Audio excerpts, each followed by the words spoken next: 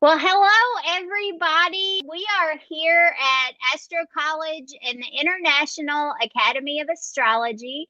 My name is Jennifer Barish. I'm the social media coordinator here at the IAA, and I have with me the talented and wonderful, lovely Miss Jodie Forrest, who is a teacher, instructor, magic maker at the Astro College in IAA. And we're going to talk a little bit about one of the great classes that's coming up this semester. It is the PSM-5, the storytelling course.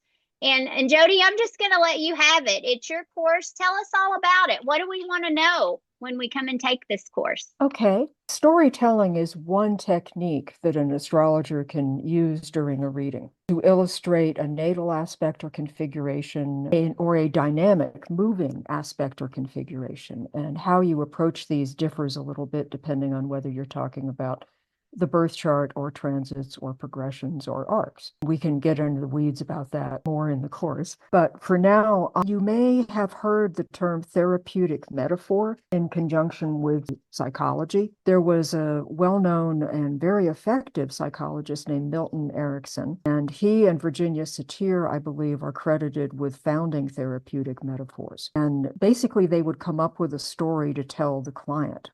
But it was a story, but it definitely had personal psychological significance to the client. One example from real life might be you're sitting down with a child and talking about Aesop's fables. And maybe if this child has been resentful or jealous or having trouble with other people doing better than he or she is, you might talk about the fox and the grapes, Aesop's fable of the fox and the grapes. There are lots of different fables that you can adapt for doing readings. Little stories, and that's probably the briefest way to do it. If I'm talking to a client who's having an extreme Saturn transit, and I know they're overdoing it because they come in kind of like this from the coffee, and they have some bags under their eyes, and their body language is kind of rigid.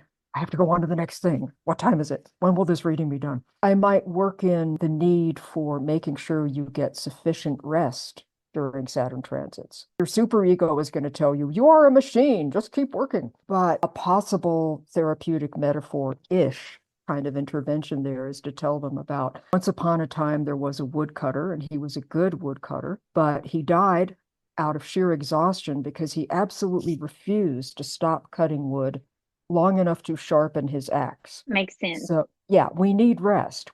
Sleep helps us sharpen our axes and taking breaks.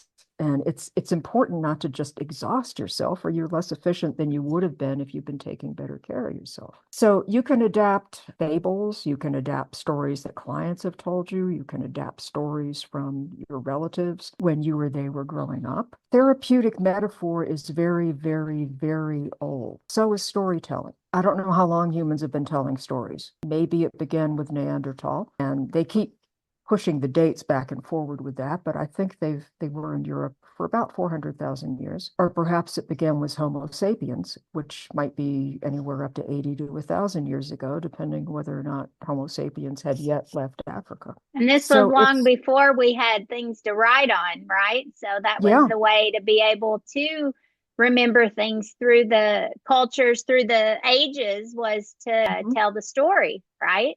Yeah, it's how you passed on the accumulated wisdom of a culture. Hmm. It's mythology, it's stories, it's teaching stories, it's Aesop's fables, whatever the equivalent in that culture would have been. So we are used to thinking in stories. We probably told each other a lot of stories when we were sitting around in the caves at night or wherever we were. You know, we didn't have books, we didn't have TV, we didn't even start writing until 5,500 years ago. But these stories are a whole lot older than 5,500 years, and they come from mythology and folklore and fairy tales. Those are our oldest forms of storytelling, and all of them have some nuggets of psychological wisdom from the collective unconscious, tiptoeing into the realm of therapeutic metaphor. So those very old stories, old fairy tales, still have something in common with the work of modern master storytellers, whether that's Stephen King, Ursula Le Guin, Neil Gaiman, J.K. Rowling, Neil Stevenson, whoever your own favorite novelists are. they've probably consciously or unconsciously learned something about basic storytelling technique. Once you learn some fiction writing techniques, you automatically have a leg up for inventing a character, conflict, and a setting. Those are the big three in storytelling. You must have a character. The character has to have a conflict or a problem, and it needs to be in a specific setting so that we know it's not in your living room. It's an imagined setting. And with some stories, the setting gets very, very, very important and becomes part of the plot, like science fiction or fantasy. Some stories are more character driven. Some stories are more plot driven, like Isaac Asimov, a good example of a plot driven writer. And these are the big three. So let's say you're looking at a natal aspect. You have a Venus-Mars square. You have a Venus character, you have a Mars character. You think about, what does Venus want? What does Mars want? You, the astrologer, as you're composing this story.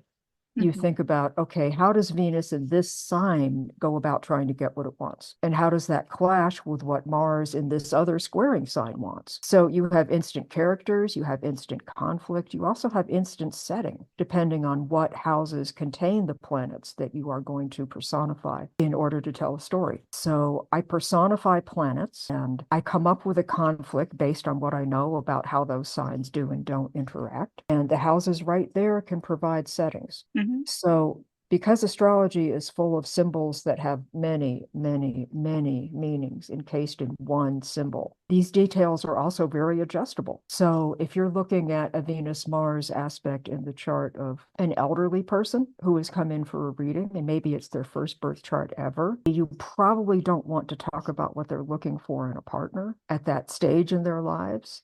And Sure. they probably have plenty of stories they could tell you about past partners. But you would talk about Venus maybe as the nice part of you that wants to get along with everybody. And Mars is the part of you that wants to stand up for yourself and take So care it's of yourself and protect yourself and go after what you want. so it's putting it into context too with the person that you're actually reading for. Yeah. So in this course, you're teaching how to tell these stories and to put it in the right context. So Mhm. really you're teaching a lot about how to do a reading in the course. Well, yeah. I think we are. I That's certainly think we are. exciting. Well, Yeah. good, good. And it helps. It helps so much to have little stories you can tell because sometimes when you walk in to do a reading, you haven't had a whole lot of sleep or you're going through a very difficult time in your life or things like that. So you may walk in and sit down and not totally be in the frame of mind to do a reading. But if you have stories that you've told many times and you know them, you find that as soon as you launch into one adjusted for that client, how I'm feeling at least just drops away and I get into the story. So they're for the astrologer, they are an instant way to prime the pump of your memory if you're That's not having it. a good day. Keywords and stories help you prime the pump and help you Wow. keep the reading on track. Wow. So And what do we need to know about this course? Like, are there prerequisites to get into it, or can you jump in? well, it's open to the public as long as the public has got some basic understanding Okay. of birth chart astrology and the astrology of forecasting, talking about dynamic events in a chart. Okay. And if they have a nodding acquaintance, a working knowledge of transits and what they do, progressions and what Okay. they do, arcs and what they do, and what a natal chart is, they should be able to handle the course. If you're a degree student at IAA, you need to have gotten through the entire natal studies module. And again, you need to know a little bit about transits, progressions, and arcs. I've had some Okay. students who came into PSM-5 without having studied solar arcs, say, or progressions. So it's an intermediate technique. And if you Okay. have some, basic to intermediate knowledge of those things, you'll do fine. Okay. Okay. That's good to know. I'm sure we have a lot of listeners who are in different levels of learning and trying to figure out where did they jump in. And this sounds just fascinating. Like I'm like, oh, I want to take this course. I haven't taken it yet. I want to jump in. What would Good. I need to know as a student, like homework wise, or how much reading is required? Like how much of a commitment do I need to Mhm. make to Well, the the course course? lasts 6 weeks, Okay. and there is some homework, and there is a final exam. My finals tend to be two-part. One Okay. is the theoretical didactic information, and two is applying it. So theory and practice. I have a theory exam and a practice exam. So part of the final is taking a natal chart and coming up with a story for an aspect of their choosing in that chart. And Okay. then looking at a chart's, say, transits or progressions or arcs. Pick one technique and tell a story based on this specific aspect, current or dynamic aspecting happening in this particular chart. And by then we will have practiced enough that they ought to be able to do these things. Also, the theory exam is closed book. The practice of astrology exam, the putting it into practice part of the exam is open book. Everything we have Okay. ever done in class, they can have access to because this is going to be a new behavior for them. It's good to have access Sure. to those materials. Yeah, that's very helpful to have some open book. And these are live courses, which you'll Yeah, record them and they're available after so they can rewatch. But you get to, the students get to ask questions, I'm sure, at the absolutely. end of the course. Is that right? Or maybe during? I don't know. Tell us about that. Well, I encourage questions. I think I probably run the risk of annoying students because I ask them for questions a lot. One of my philosophies of teaching is there's no such thing as a stupid question. No such thing. There are only stupid answers. And that's my department, not the students. I'll try not to do that. I would much rather people asked a question than that they sat there and wondered about it. And I'm Sure. happy to have them ask questions in the middle of class or wait till the end of class, wherever they're more comfortable. So yeah, I encourage questions. And I'd also like to have students talk about what works of fiction have affected them so strongly that they've stayed in their minds. They remember them, something about them that they learned from that work of fiction has stayed with them to this day. I think that's why people get moved by fiction because it illustrates themes that are quite relevant to that person's psyche and that person's life. Sure. So we start out talking about that and then what therapeutic metaphors are and why we Okay. use them. Then the anatomy of a story, the basic structure of a story, which you've already heard, its character, conflict, and setting. And they all need to be in a story. And some other things. There are forces working for the main character, and there are forces working against the main character as the main character tries to accomplish whatever it wants to do to solve this conflict. Okay.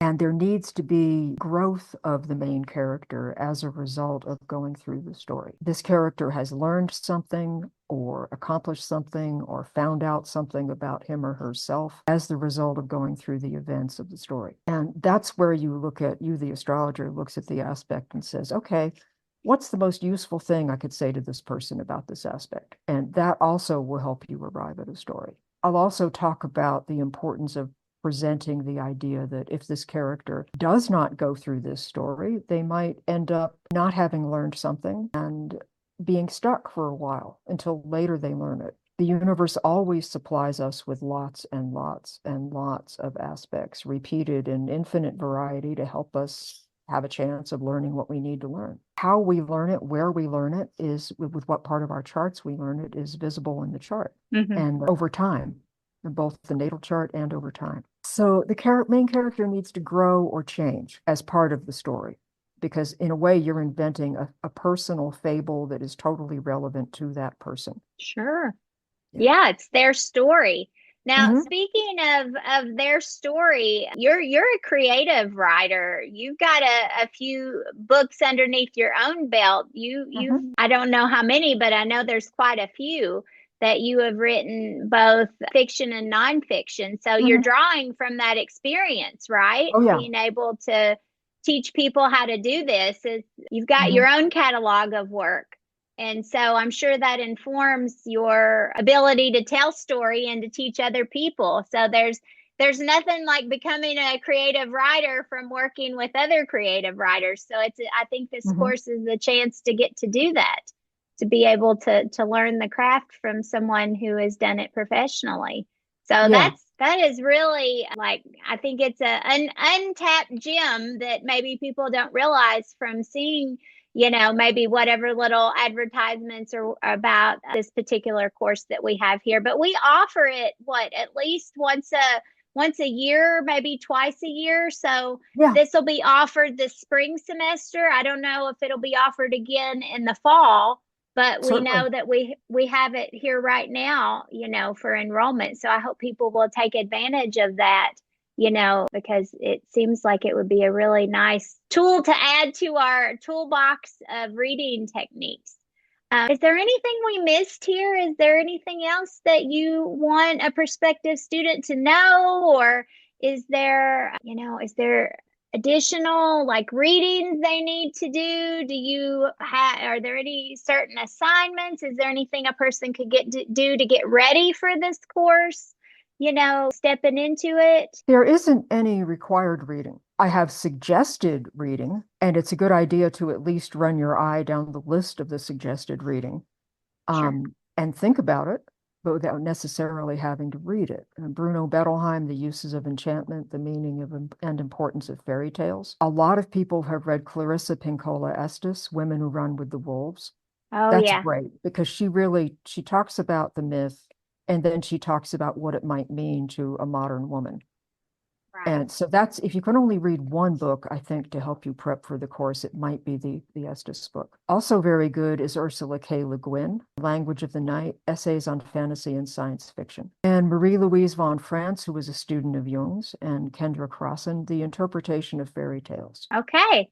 I've So got a all whole of that list could be useful. already. Yeah, that sounds It's great. it's on the website, and there will be a lot of practice in and out of class that is not necessarily graded. So if I'm talking about you want to come up with a character to describe Mercury in Gemini right on the midheaven, temporarily Okay. leaving out the rest of the chart, which you in practice never do because it's what that Mercury is doing in the rest of the chart will also affect somewhat the story that you will tell with and about that Mercury. But you come up with images for Mercury. I have a very long set of handouts of, possible images for the signs for storytelling, possible images for the planets for storytelling, and possible images for the houses for storytelling. Okay. I love handouts. That sounds great. I'm like, that is exactly what I would want in a course is to be able to have resources to pull Mhm. from so that after the class, I can still use this information because sometimes it's hard to remember all these things. So Yes, it it is. sounds like you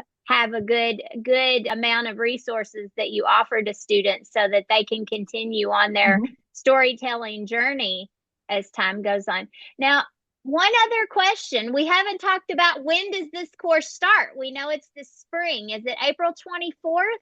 Yes, I see the 4th. It's upon us. April's going to be here before we know it. Oh, that you're right. It's a Thursday and it looks like it's at 6:30 East Coast time.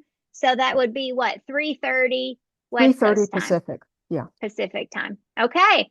All right, guys. Did I miss anything, Jodie? Is there anything else you'd like to say before we wrap it up and send this out into YouTube land? Not really. I have fun teaching this. I hope students will have fun learning it. And it's a way to play with the symbols that you perhaps are not used to playing with them.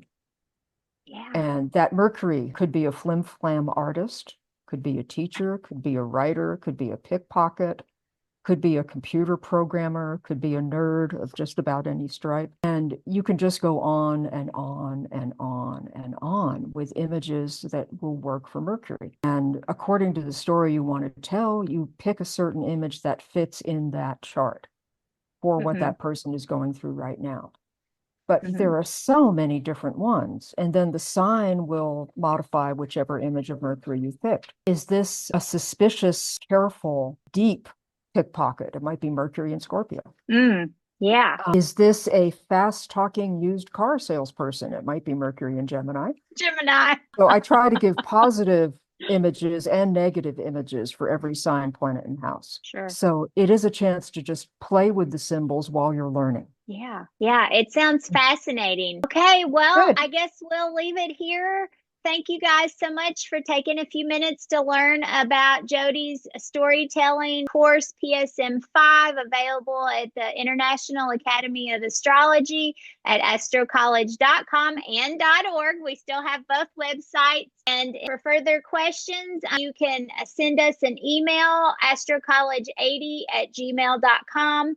And there's information up on the website too with the course description and each week what the topics are that are covered. And Prospective students are welcome to email me and ask about the course. okay, And that would be Jodie, as in Thomas, IGHE at gmail.com, or okay, mouse, like the little creature that my cats go after, mouse7. me.com. Okay, thank you. Thank you You're so welcome. much for your time. And thank you guys for watching. And we'll catch you on the next video. Okay. Thank you so much for your time today. Thank you, Jody. Thank you, audience watching. And thank you, Astro College, for allowing us to have these courses available so that people can learn more about astrology. I know I sure love it. So I'm sure there are others that do too. Thank you. You're welcome. You're welcome.